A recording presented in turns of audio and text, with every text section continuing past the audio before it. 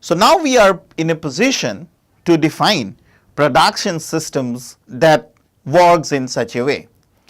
So production system consists of three important things. A database is, here I would emphasize that one should not confuse this with database from databases systems.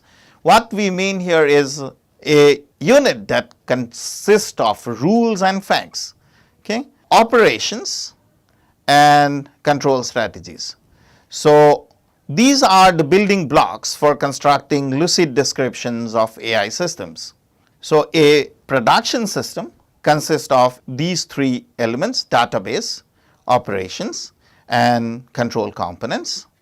AI systems that we will talk of, or most of the AI systems, display a more or less rigid separation between the computational components of data, operations and control. Various generalizations of the computational formalism that I have highlighted now, production systems, involve a clean separation of these components, and they seem to capture the essence of operation of many AI systems. Selecting rules and keeping track of these sequence of rules already tried constitute what we call the control strategy for production systems.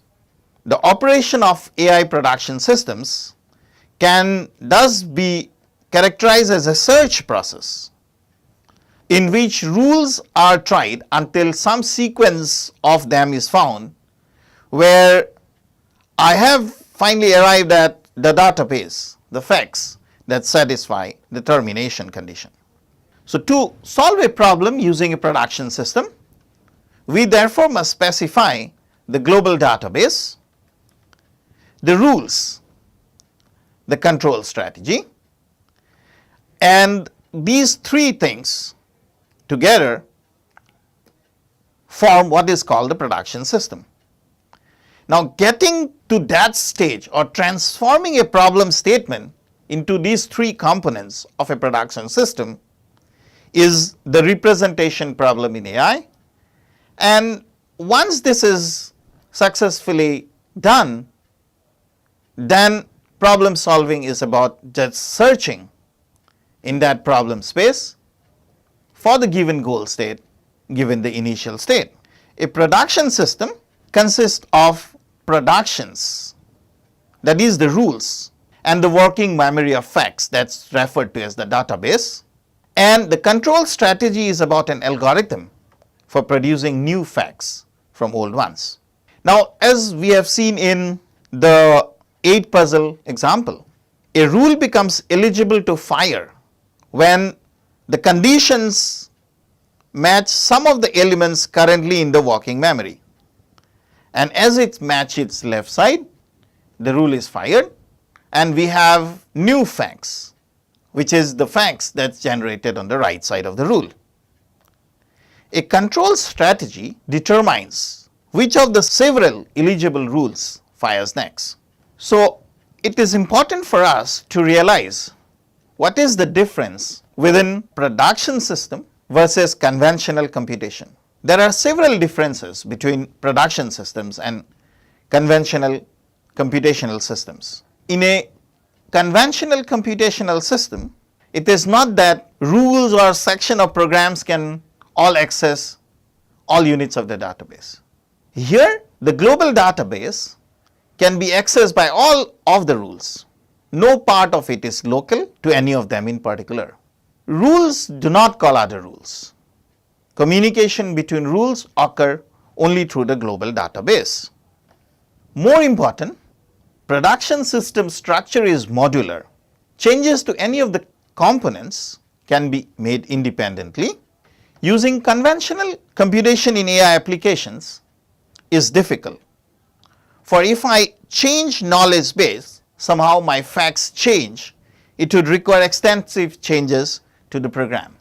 So production systems capture the essence of programming in AI systems. So here is the procedure for production. So we have an initial database that's updated to data, and then we keep on working with the operators until the termination condition is satisfied. So we select some rule in the set of rules that can be applied to data. We apply that rule to generate new data, and we keep on doing this loop. We keep on doing this until we have the termination condition satisfied, in which case we have actually arrived at the goal state, and then we say that the problem has been solved.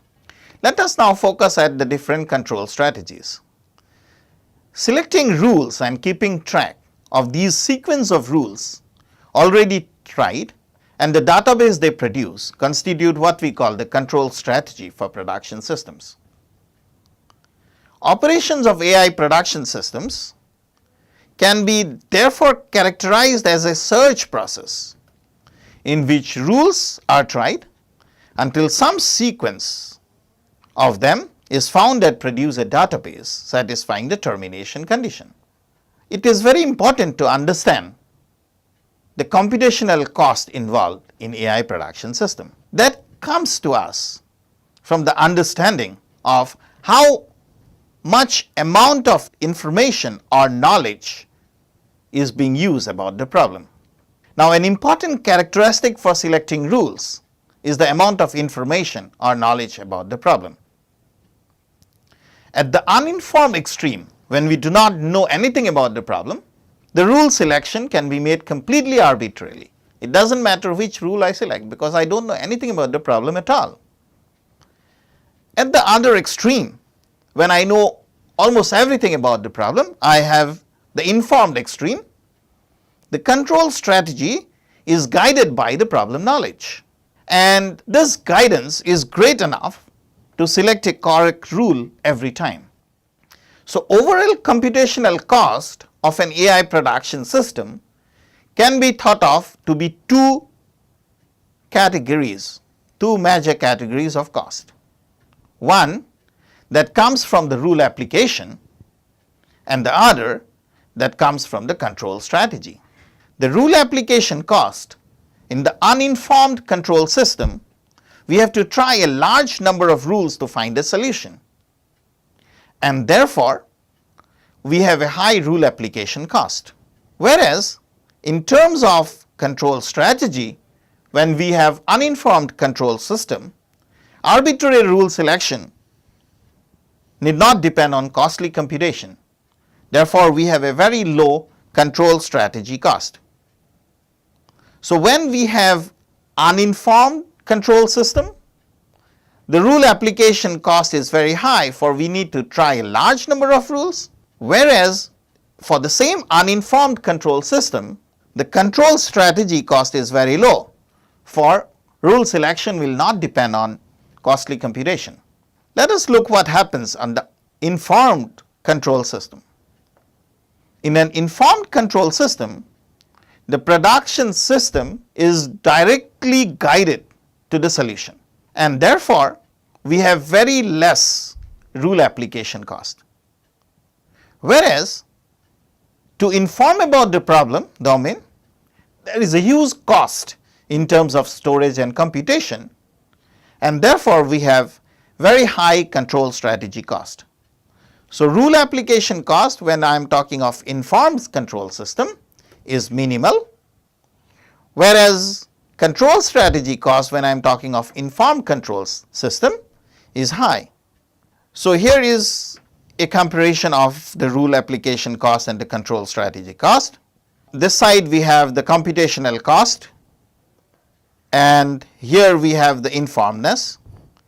This is where we suppose that we have complete information about the problem. So as we have discussed, here is the rule application cost. As informedness increases, the rule application cost decreases, and here is the control strategy cost. As we increase informedness, the control strategy cost increases. So here is the overall cost of AI production system, and it is important for us to realize that whenever we are thinking of building one, the amount of information that we really want to exploit is that keeps our overall cost to the minimum. So too much of information in a production system may also spoil the way the AI system is built. Overall computational cost of an AI production system is therefore the combined cost of the rule application cost and the control strategy cost. Part of the art of designing efficient AI programs is deciding how to balance the above two costs. An important aspect of AI system design therefore involves techniques that could allow the control strategy to use a large amount of problem information without incurring excessive control cost. So, whenever we are talking of controls and control strategy, we have two distinct types of controls, one called irrevocable control and another tentative control strategy. And under the tentative control strategy, we have backtracking and graph search control. An irrevocable control is a control strategy where if a rule is applied once, it cannot be retraced. Whereas a tentative control strategy is about applying a rule with the provision to retrace the application of the rule later. Let's see what we mean by each of them. So, in irrevocable control strategy, applicable rule is applied without provision for reconsideration later. Whereas tentative, applicable rule is applied, but provision is made to return later to this point of computation, where we could apply some other rule. Under tentative control strategies, we have backtracking, which is about establishing a point to which the state of computation can revert back if required. And we have the general graph search, where provision is made for keeping track of effects of several sequences of rules simultaneously, like the one that I showed you for the 8 puzzle game. The production system for solving the 8 puzzle example that we have looked at today worked from the initial state to a goal state. Such a production system is called a forward production system. So, we had an initial state, we applied operators on the initial state to arrive at a set of states on which operators were applied again. We did this continuously until we arrived at the goal state. Such a production system is called a forward production system. A production system that works by starting at the goal state and applying inverse moves so that I reach the sub goal. I apply inverse rules, reach the sub goal again. In this case, I am going from the goal to the start. Such a production system is called a backward production system. So, in terms of forward rules and backward rules, we could have two distinct types of production systems. We need to have clear states and goals. In the first, the state description forms my global database, and I have my forward looking rules as the example of the 8 puzzle that I highlighted, which are referred to as the F rules. I have the forward production system. On the other hand, if I have goal descriptions as my global database, so I have the final goal, the goal just before the final goal, the penultimate goals are my sub goals. So, the whole database that I have, the facts that I generate are actually goal descriptions somehow, and I have a group of backward rules so that I can start from the final goal, reach the sub goals on the way, finally arriving at the initial state. What I have is a backward production system. Now, let us focus our attention on two specialized production systems. One, the commutative production system, and the other called the decomposable production system. A commutative production system is one in which the order in which a set of applicable rules is applied to the database is not important. I could apply any rule, any other rule still is applicable to the database. A decomposable production system is interesting because it leads to problem reduction. Here, the initial database can be decomposed or split into separate components, and each of them can be processed independently so that it arrive at the final goal. Let us focus our attention in the first one, the commutative production system.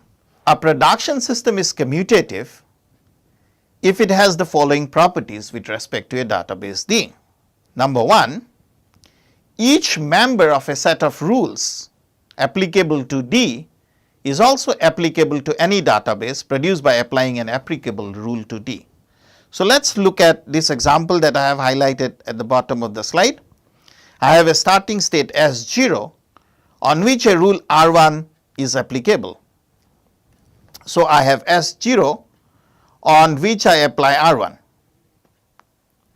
and I arrived at S1.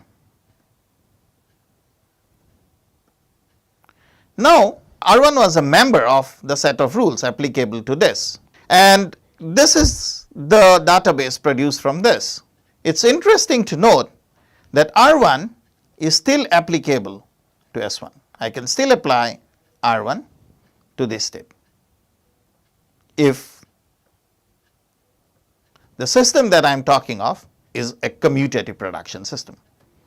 Number two, if the goal condition of a commutative production system is satisfied by D, some database, if the goal condition is satisfied by some database D, then it is also satisfied by any database produced by applying any applicable rule to D.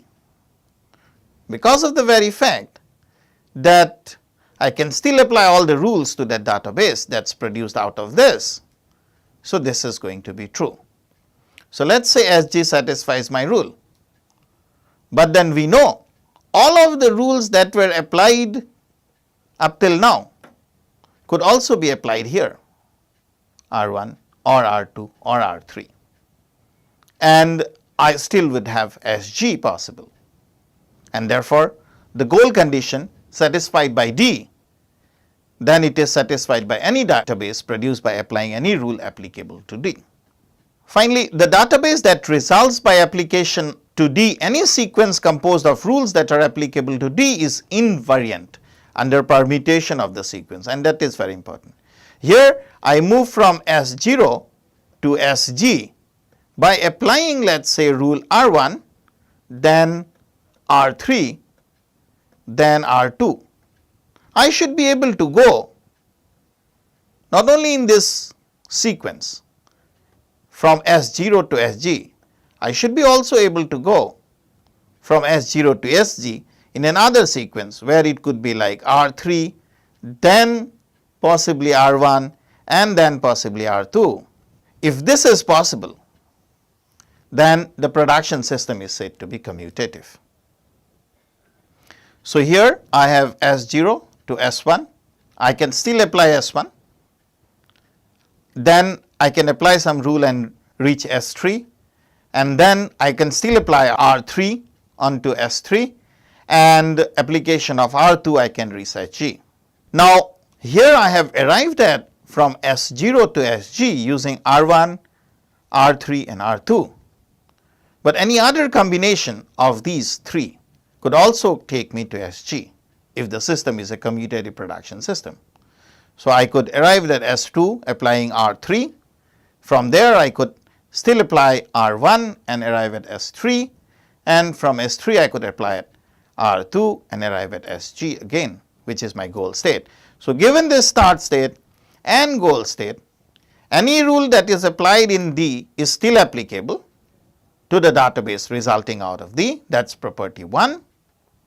Any sequence that takes me to the goal, okay, R1, R3, R2, any permutation of that sequence R3, R1, R2 also takes me to the goal. That is what a commutative production system is. Commutative production systems are an important subclass and have the following properties. An irrevocable control regime can always be used, because even if we have done something not onto the way towards the goal, some other rule is still applicable unto that system. So, in a commutative system M, this is because the application of a rule never needs to be taken back or undone. So, an irrevocable regime can always be used in a commutative system. Number 2, I do not need a mechanism for applying alternate sequence of rules. Rule that is applicable to an earlier database is applicable to the current one as well, and therefore, I do not have to think of a mechanism of applying alternative sequence of rules.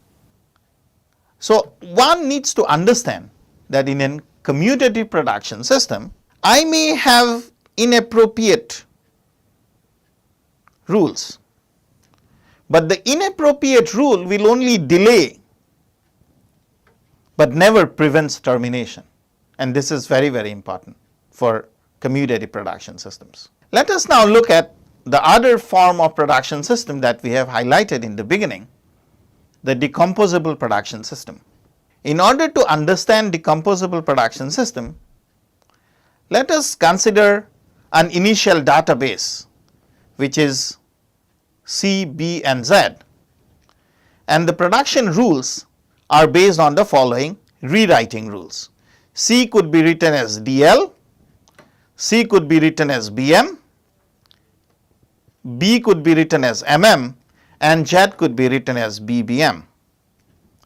I am looking for a termination condition when the database contains only M. So, if I start with the complete CBZ, I have 3 rewriting rules for C, B and Z. So, my path would be 3 different distinct paths. I could write C or B or Z, and each of them could take different paths. And what is important for me to note, that some path may lead to termination, but some other path may not lead to termination for me. Instead of looking at CBZ as a complete single entity, the decomposable production system allows me to look at CBZ as 3 different units of C, B and Z. This is because of the problems that I get when I look at it as one single unit as highlighted here. So, when a graph search control explore many equivalent paths in producing a database containing only M's, redundant paths can lead to inefficiencies because the control strategy might attempt to explore all of them and also explore paths that do not terminate. So, one way to avoid the exploration is to recognize that the initial database can be decomposed or split into separate components that can be processed independently. As I highlighted in the previous slide, that CBZ can be looked at as 3 distinct elements of C, B and Z. So, this is what we do here. We break CBZ into C, B and Z and then apply the rewriting rules that we have highlighted initially. So, C can be written as DL or BM, B is written as MM and Z is written as BMM. DL can be changed as D to D and L, BM is B and M, MM is MM and BMM is again split as BMB. So, we have an initial CBZ, we split it up as C, B and Z, apply the rewriting rules to get DL, BM, MM, BMM and then again split this into D and L, BM into B and M, MM into M and M and BMM as BMB. Okay. So, then we start applying the rewriting rules and apply only to this B and we get a string where all of these M's are satisfied. Now, one thing to note here is very important property that we want to explore. If you look at here, at this point all of C, B and Z needs to be brought to termination all of these paths are important. But at this point, when I think of rewriting C as either DL and BM, I can rewrite only one way. So one of them is important for me, not both. Whereas again at the next lower level, both of them needs to be looked at. All of the three needs to be looked at here. But again here when I am looking at, I look at only one alternate path, but here there are no alternate paths, I have one path, so it became simpler here. So it is important that nodes that are labeled by component databases have sets of successors and each labeled by one of the components. These nodes are referred to as AND nodes. They are called AND nodes because if you want to process the compound database to termination, all of the component databases must be processed to termination. So this node here, in order to process C, B, Z to termination, C, B and Z needs to be processed to termination. In order to process BM to termination, both B and M needs to be processed to termination, so on and so forth. Another important thing that one needs to realize is that the successor nodes labeled by the result of rule application, like here when I have D and L or I have B and M as I apply the rule onto C, they are referred to as the OR node. Because in order to process a component database to termination, the database resulting from only either this or this must be processed to termination. These are referred to as OR nodes. So structure called AND OR graphs are useful for depicting the activity of production systems. So these are the AND nodes, these are the OR nodes. So decomposable production systems, if you see, these nodes that I have marked now as AND here are important because if a component database is, all of the component databases need to be moved to termination. So that's the AND node here, that is the AND node, this is the AND node, both of them needs to be moved to termination. So finally we can say that the notion of decomposable production systems encompass a technique which is often called problem reduction in AI. We have reduced the problem of taking C, B, Z to termination to the problem of taking C, B and Z individually to termination. This is something like the things that we have been doing in high school of doing breaking up a bigger integration to do it by integration by parts.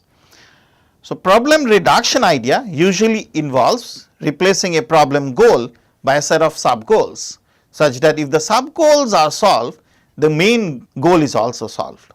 Explaining problems in terms of decomposable production system allows us to be indefinite about whether we are decomposing problem goals or problem states. To finish our lecture today, we would love to highlight that the efficient AI systems require knowledge of the problem domain. These knowledge can be divided into three broad categories: A, declarative knowledge, B, procedural knowledge, and C, control knowledge. Declarative knowledge is knowledge about a problem that is represented in the global database. Declarative knowledge includes specific facts. Procedural knowledge is about a problem that is represented in rules, general information that allows us to manipulate the declarative knowledge. Control knowledge includes knowledge about a variety of processes, strategies and structures used to coordinate the entire problem solving process. And this is what we will look at in the next lecture of this module on graph search techniques, to look at what are the problem solving processes. Thank you very much.